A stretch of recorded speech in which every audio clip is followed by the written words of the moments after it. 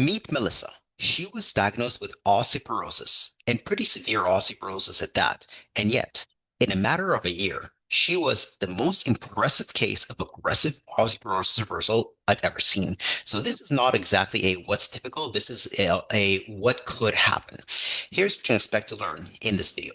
First, we'll talk about what Melissa's life was like before the diagnosis of osteoporosis.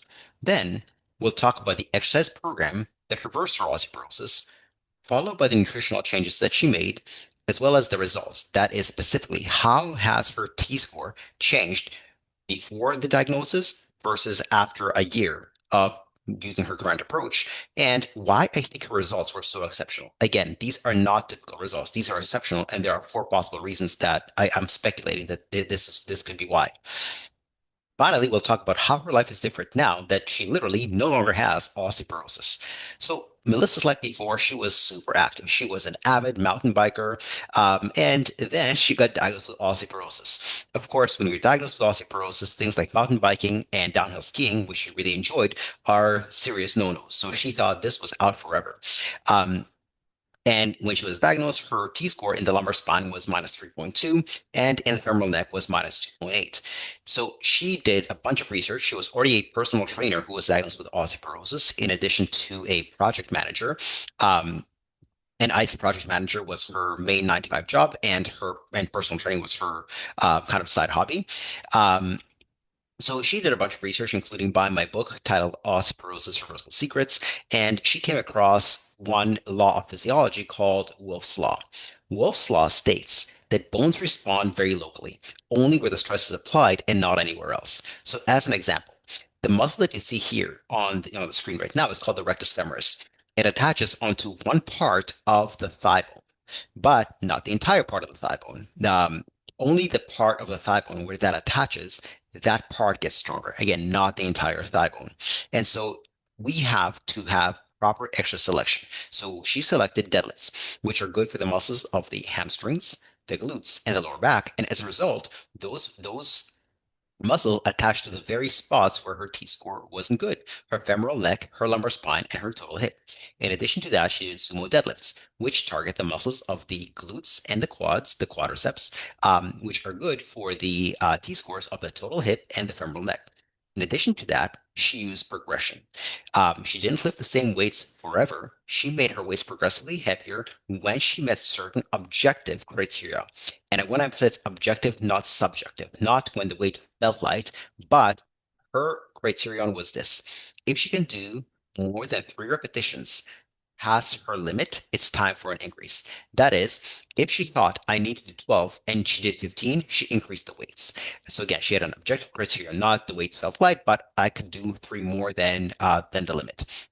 In addition to that, she did balance exercises. You see, fracture risk consists of two components. One is, if you're going to fall, how likely are you to break a bone?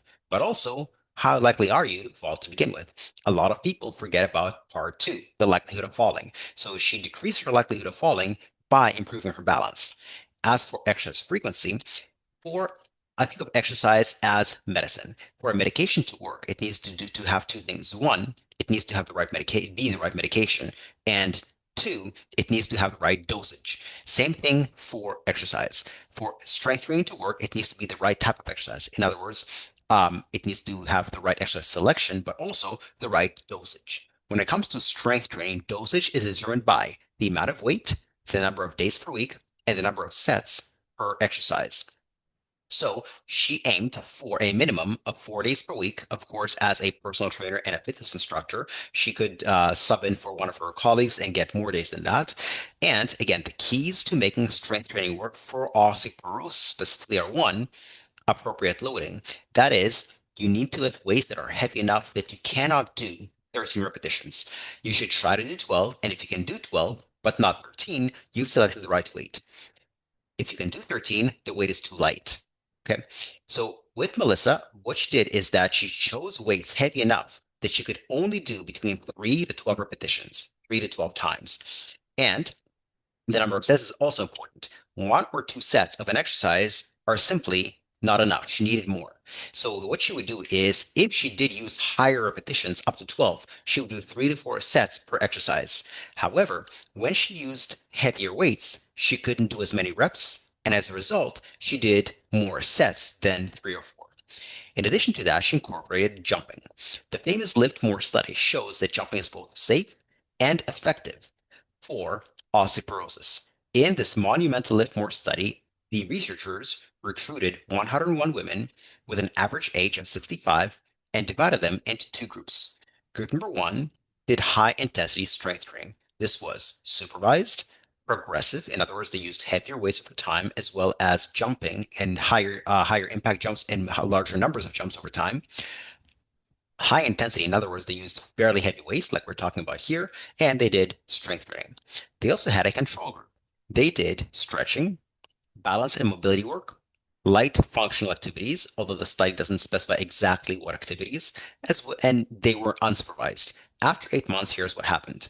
The lumbar spine of the control group decreased by 1.2%. As for the high intensity strength training plus jumping, improved by 2.9%. The femoral neck in the control group worsened by 1.9%, and in the strength training plus jumping group improved by 0.3%, and the total hip was unchanged in both groups. And so that tells us that jumping is both safe and effective, but not all jumps are created equal. Things like skipping rope, jumping on the trampoline, or jumping in the water, like an aquafit classes, is not effective for the simple reason is that they take away the very stimulus for bone strengthening, which is impact. You need impact for bones to get stronger, and with things like skipping rope, jumping on a trampoline, jumping in the water, you take away the impact. Not to say they're bad for you, just that they won't strengthen your bones. If you enjoy doing them, they're great for cardio, they're fun, etc. Keep it up. Just don't do it with the expectation of bone strengthening. In addition to that, she included all kinds of jumps to stimulate the various different sites. Because if you only jump up and down or forward and back, you primarily get the lumbar spine and the total hip. But if you also include jumps side to side, you start to stimulate the femoral neck as well. She did 50 jumps per day, 3 to 4 days per week, basically every other day. In addition to that, she made certain nutritional changes, like she increased her protein intake as well as her calcium intake from food, but not supplements. And she also increased her intakes of vitamins C, D, and K, again, from food, not supplements. And here were her results. Again, her lumbar spine when she started was minus 3.2. A year later, it was minus 1.6. Again, that is extremely good. That is monumental.